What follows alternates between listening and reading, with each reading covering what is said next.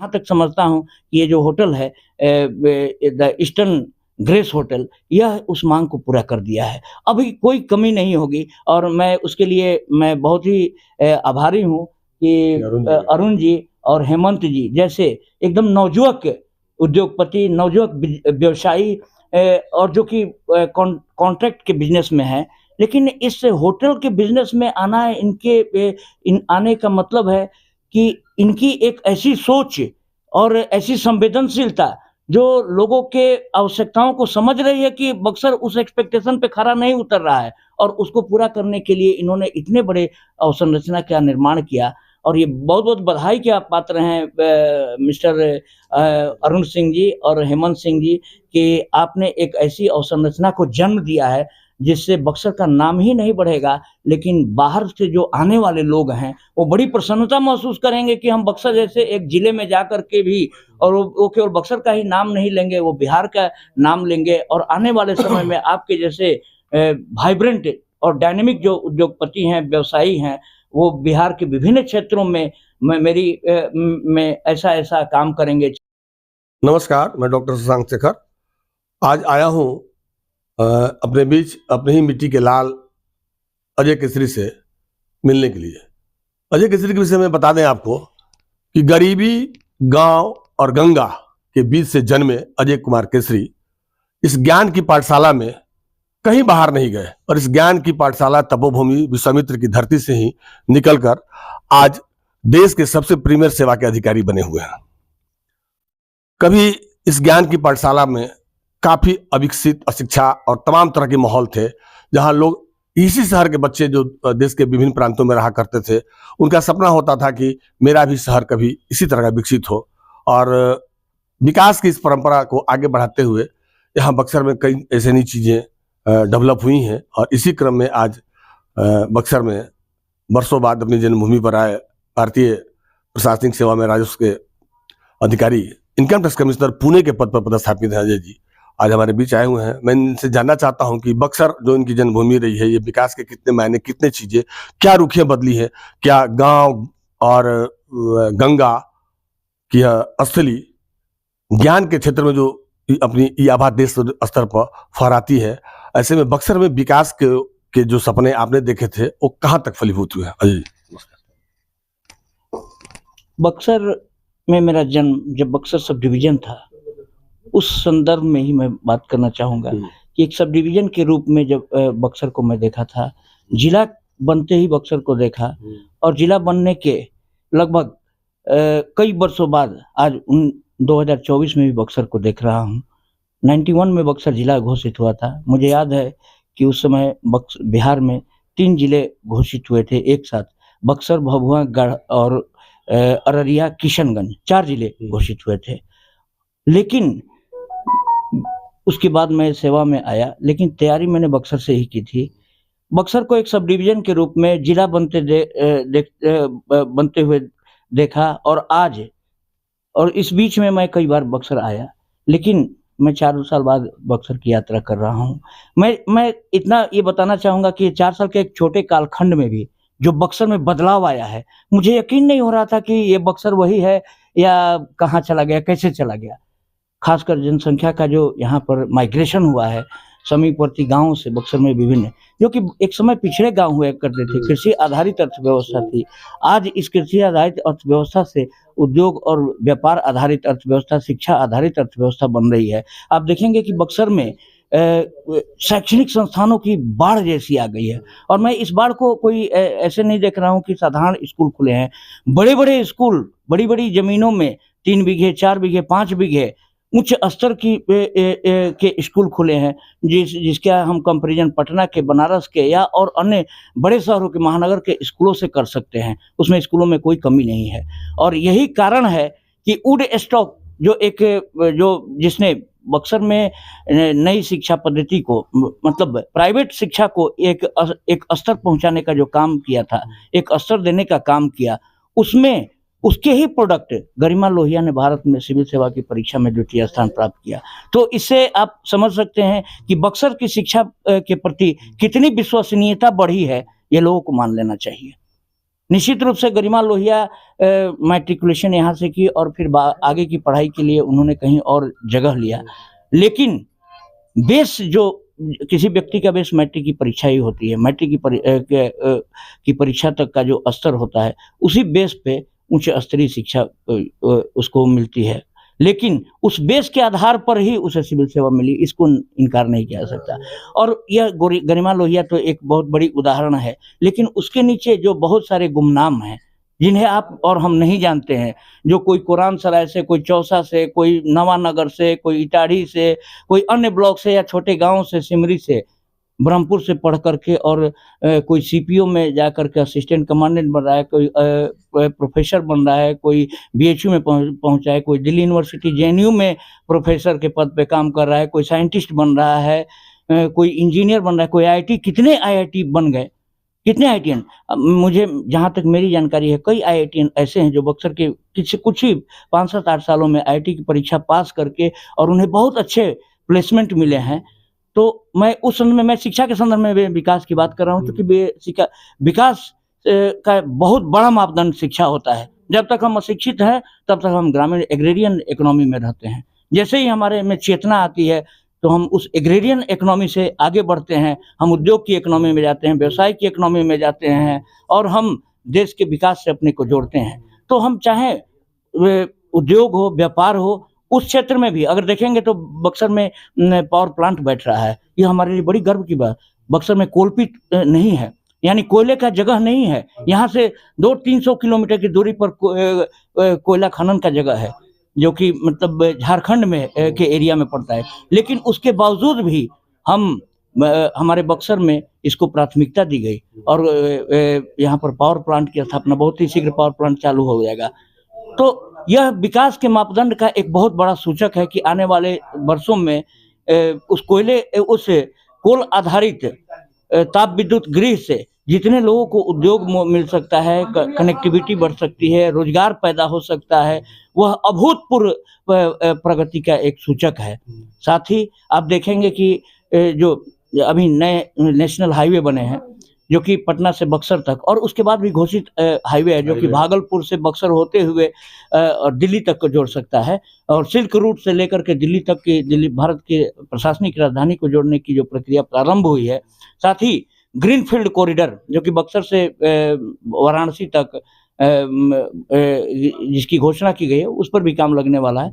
तो ये सब विकास का ही प्रतीक है। ठहराव के लिए भी जो अच्छे अच्छे होटलों का निर्माण यहाँ के जो व्यवसायी वर्ग के द्वारा किया जा रहा है, और ऐसे में जो बक्सर से बाहर लोग मन चले जाते हैं और कहते हैं कि गांव जाकर क्या करेंगे, गांव में तो पलायन है, वहाँ कोई रहने की व्यवस्था नहीं है, एम्यूनिटी सुविधाओं से भरा हुआ कोई ये होटल नहीं है। तो आज जिस जगह पर आप हैं, इसके विषय में क्या कहना चाहेंगे आप? देखिए, मैंने जहाँ तक बताया कि बक्सर में एक बहुत बड़ा माइग्रेशन पॉपुलेशन शिफ्ट हुआ है, और उस शिफ्ट से जो ये विकास के जो मैंने मापदंड बताया, जैसे सड़क का विकास हुआ है, ताप विद्युत गृह की स्थापना हुई, बड़े बड़े स्कूल आए, ये आखिर में इनकी आवश्यकता क्यों पड़ी? इसलिए पड़ी कि यहाँ की अर्थव्यवस्था में आमूलचूल परिवर्तन हुआ है। लोग बियर कर सकते हैं, खर्च बियर कर सकते हैं। ऐसे ही संदर्भों में बाहर से जो अंतर्क्रिया बढ़ी है, वो केवल बिहार के विभिन्न शहरों से ही नहीं बढ़ी, पटना से नहीं बढ़ी है, बनारस से बढ़ी है, देश के विभिन्न भागों से बढ़ी है। ऐसी स्थिति में बक्सर में जो जनसंख्या बाहर से लोग आ रहे हैं बिजनेस कनेक्शन के रूप में या अन्य कार्यों के लिए, तो उसके लिए एक अच्छे इंफ्रास्ट्रक्चर की आवश्यकता है, और इसको लोगों ने अनुभव किया, और इसी के चलते बहुत सारे होटलों का निर्माण हुआ। एक समय हुआ करता था कि एम्बेसडर होटल यहाँ का सबसे बड़ा होटल हुआ करता था। उसके बाद वैष्णवी होटल बना, और वैष्णवी होटल की बहुत खूब चर्चा हुई और बड़ी लोग खुश थे। लेकिन उसके बावजूद भी लोगों के मन में कहीं ना कहीं, यहाँ के उद्योगपतियों के मन में, जो कि बढ़ रहे थे यहीं के अपने श्रम से, यहाँ के अपने दिमाग लगाकर, उस मस्तिष्क का प्रयोग करके उन्होंने इसकी आवश्यकता महसूस की कि अभी भी ऐसे इंफ्रास्ट्रक्चर की कमी है जो कि बाहर के लोगों के मापदंड को पूरा नहीं कर पाती है। और मैं जहाँ तक समझता हूँ कि ये जो होटल है, द ईस्टर्न ग्रेस होटल, यह उस मांग को पूरा कर दिया है। अभी कोई कमी नहीं होगी, और मैं उसके लिए मैं बहुत ही आभारी हूँ कि अरुण जी और हेमंत जी जैसे एकदम नवजुवक उद्योगपति, नवजुवक व्यवसायी, और जो कि कॉन्ट्रैक्ट के बिजनेस में है, लेकिन इस होटल के बिजनेस में आना, आने का मतलब है कि इनकी एक ऐसी सोच और ऐसी संवेदनशीलता जो लोगों के आवश्यकताओं को समझ रही है कि बक्सर उस एक्सपेक्टेशन पे खरा नहीं उतर रहा है और उसको पूरा करने के लिए इन्होंने इतने बड़े अवसंरचना का निर्माण किया और ये बहुत-बहुत बधाई के आप पात्र हैं मिस्टर अरुण सिंह जी और हेमंत सिंह जी कि आपने एक ऐसी अवसंरचना को जन्म दिया है जिससे बक्सर का नाम ही नहीं बढ़ेगा लेकिन बाहर से जो आने वाले लोग हैं वो बड़ी प्रसन्नता महसूस करेंगे कि हम बक्सर जैसे एक जिले में जा कर के भी और वो केवल बक्सर का ही नाम नहीं लेंगे, वो बिहार का नाम लेंगे और आने वाले समय में आपके जैसे वाइब्रेंट और डायनामिक जो उद्योगपति हैं, व्यवसायी हैं, वो बिहार के विभिन्न क्षेत्रों में में ऐसा-ऐसा काम करेंगे, चाहे वो स्कूल का क्षेत्र हो, शिक्षा का क्षेत्र हो या होटल का क्षेत्र हो या हॉस्पिटल का क्षेत्र हो। तो आने वाले समय में ऐसे ऐसे और भी होटल आने की संभावना है, ऐसे और स्कूल आने की संभावना है, ऐसे और हॉस्पिटल आने की संभावना है। तो मुझे लगता है कि आप हॉस्पिटल से ज़रूर प्रभावित होंगे और आने वाले समय में हमारे क्षेत्र के लोगों को एक बहुत बड़े पैमाने पर हॉस्पिटल भी का भी एक अच्छे हॉस्पिटल की भी ज़रूरत है। तो उस कमी को भी आप समझ रहे होंगे, इतनी संवेदनशीलता है कि लोगों को ऐसे होटल नहीं मिल रहे हैं और लोग यहाँ ठहरना नहीं चाहते हैं, अपने कार्य से आते हैं लेकिन वो पटना जाकर ठहरते हैं। तो उस कमी को तो निस्संदेह आपने पूरा कर दिया। अब कहीं से भी कोई आए, कोई कोरिया से आए, जापान से आए, आप श्रीलंका से आए, जर्मनी, मलेशिया से आए, दुबई से आए, तो उसको उसे कोई समस्या कमी नहीं नहीं है, कोई कमी नहीं है कि उसे एक अच्छे होटल के लिए उसे फिर पटना जाना पड़ेगा। अजय जी, जब इस सेवा में गए तो बिना कोचिंग के आप गए थे, तो उन बच्चों के लिए क्या संदेश है जो यूपीएससी का सपना तो पालते हैं लेकिन सिर्फ कोचिंग के भरोसे इस ज्ञान की अस्थि का वो उन्हें पूरा लाभ नहीं मिल पाता, उन बच्चों के लिए क्या संदेश आपके लिए, कैसे क्या करें वो? देखिए, मेरा मानना है कि बक्सर महर्षि विश्वामित्र की पावन स्थली है, तपोभूमि है और यहाँ जब भगवान राम ने शिक्षा प्राप्त किया और जिसने रावण का वध किया, इसी शिक्षा के बल पर, इसी तपोभूमि के ज्ञान के आधार पे उन्होंने रावण को पराजित किया, मारा और जब कोई व्यक्ति इतना बड़ा विजय प्राप्त कर सकता है, तो अपने अपने इस मातृभूमि के प्रति लोगों को विश्वास होना चाहिए कि हम भी यहाँ रह के, जहाँ विश्वामित्र मुनि ने पढ़ाया था, भगवान राम और लक्ष्मण को शिक्षा दी थी, तो क्या हम तो बहुत छोटे ज्ञान के लिए, बहुत छोटे काम के लिए प्रयास कर रहे हैं। कोई इंजीनियर बनना चाहता है, कोई डॉक्टर बनना चाहता है, कोई सिविल सर्विसेज बनता है। लोगों में रुचि होनी चाहिए। मेरा ये मानना है कि आज इंटरनेट की दुनिया है। जब मैं पढ़ता था इंटरनेट नहीं था। मेरे लिए एक न्यूज़पेपर भी मुश्किल था। मेरे लिए एक मैगज़ीन मुश्किल था। मुझे पढ़ने के लिए किताबें इलाहाबाद या दिल्ली से मँगानी पड़ती थी, खुद जाना पड़ता था, समय नष्ट होता था। पटना में सारी किताबें नहीं मिलती थी। पढ़ने का कोई माहौल नहीं था। आज दुनिया मुट्ठी में है। आज ग्रामीण विश्व गांव बन गया है। वैश्विक ग्लोबल विलेज की कल्पना की जा रही है केवल इंटरनेट के दम पे।